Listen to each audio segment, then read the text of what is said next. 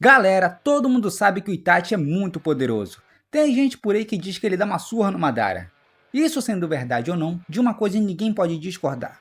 O Itachi é um dos personagens mais fortes de Naruto, e no vídeo de hoje vamos conhecer todos os poderes e habilidades do Itachi Uchiha e entender por que ele é tão poderoso. E aproveita e deixa aqui nos comentários, na sua opinião, o Itachi teria chances de vencer o Madara em uma batalha? Quem sabe a gente não faz um quem venceria desses dois aqui no canal, hein? Comentem! Senhoras e senhores, sejam bem-vindos ao universo dos animes!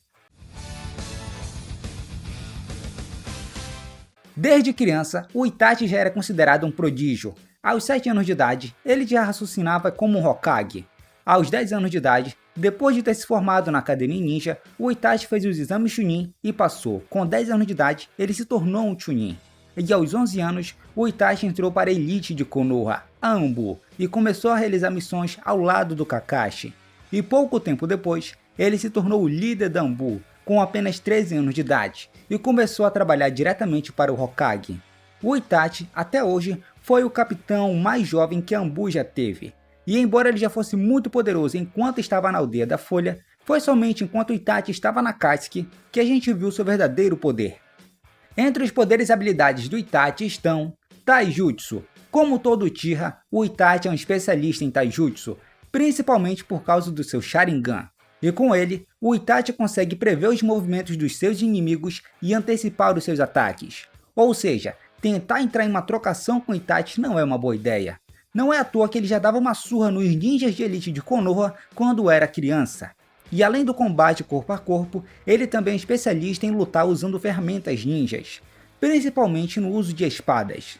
A gente viu um pouco mais das habilidades do Itachi usando espadas enquanto ele ainda estava na Aldeia da Folha, mas depois que ele entrou para Katsuki, o Itachi parou de lutar usando espadas no campo de batalha, o que é uma pena porque ele era muito brabo. Estilo Água. O Itachi é um dos poucos Uchihas que consegue usar o estilo Água. A gente viu ele usando esse elemento da natureza pela primeira vez lá no Naruto clássico, quando ele e o Kisame foram até a Aldeia da Folha depois dos exames Chunin e também depois da morte do terceiro Hokage. Na luta que eles tiveram contra o Kakashi, o Asuma e a Kurenai, o Itachi criou clones de água e depois fez esses clones se explodirem.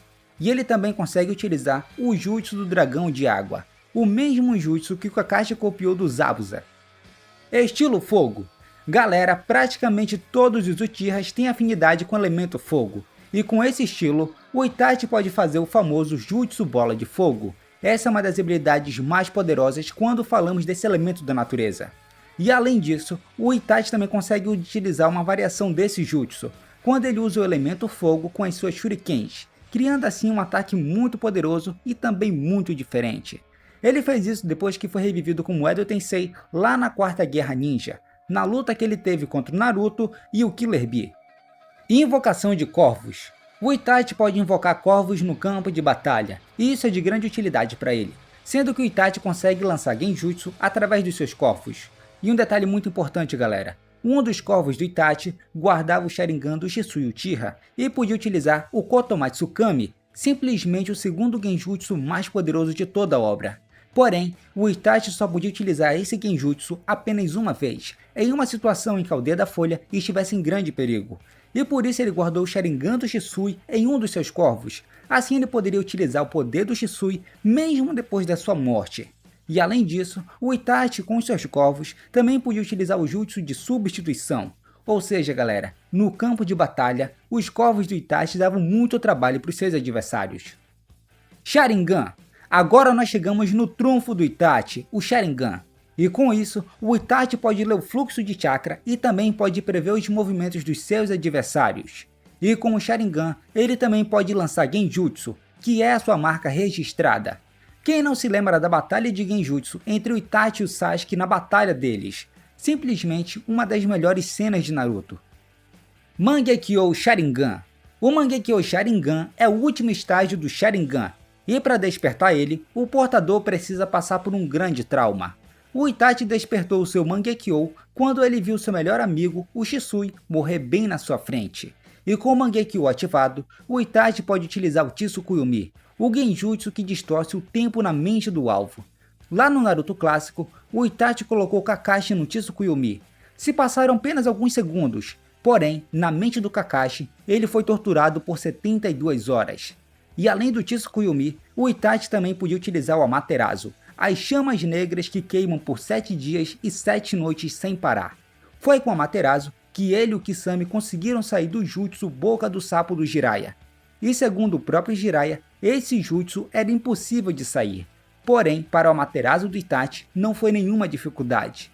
E como se essas duas habilidades já não fossem roubadas o bastante, o Itachi também tem o Susanoo, o poder exclusivo de todo o Mangekyo Sharingan. Porém, o Susanoo do Itachi era diferente dos outros. Ele carregava duas armas lendárias.